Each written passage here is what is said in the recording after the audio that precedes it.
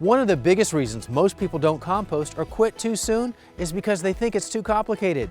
But I'm here to tell you, making compost at home couldn't be easier because it only comes down to 3 simple steps.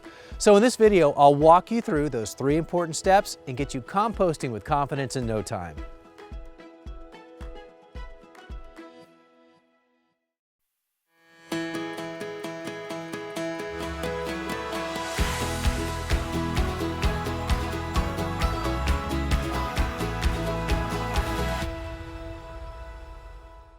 While the recipe for making compost at home might seem surprisingly simple, it's the essence of classic composting that even the professionals use. There are just 4 ingredients you need to make compost: air, water, carbon, known as browns, and nitrogen, known as greens. Browns include leaves, twigs, paper, and cardboard. Greens include grass clippings, vegetable scraps, garden trimmings, and coffee grounds. And I know what you're thinking, coffee grounds are brown in color.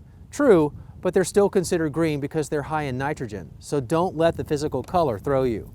Build your compost heap or pile in a convenient place that has access to water. Continue to add whatever greens or browns you can get your hands on until the pile is approximately 4 feet tall and wide.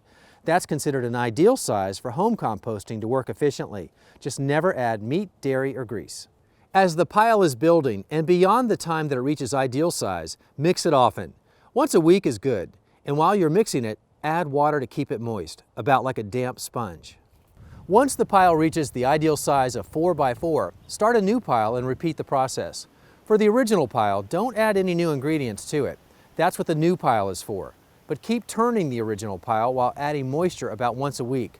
In approximately 3 months, if you keep with it, the greens and browns will biodegrade to finished compost. You'll know when it's ready when the ingredients are unrecognizable, the internal temperature is ambient, and the contents smell rich and earthy. That is finished compost. And when your compost is ready to use, you can top dress it to an existing bed around your plants about 1 inch thick, or if it's a new bed, you can add it to that soil about 4 inches deep and just mix it all together. Fortunately, a little bit goes a long way. But this recipe for success will not only get you started, but keep you going strong for years to come. And we have a lot more information about composting on our YouTube channel at Joe Gardner TV and on our website at joegardner.com. So come on over and have a look around, and we'll see you again soon.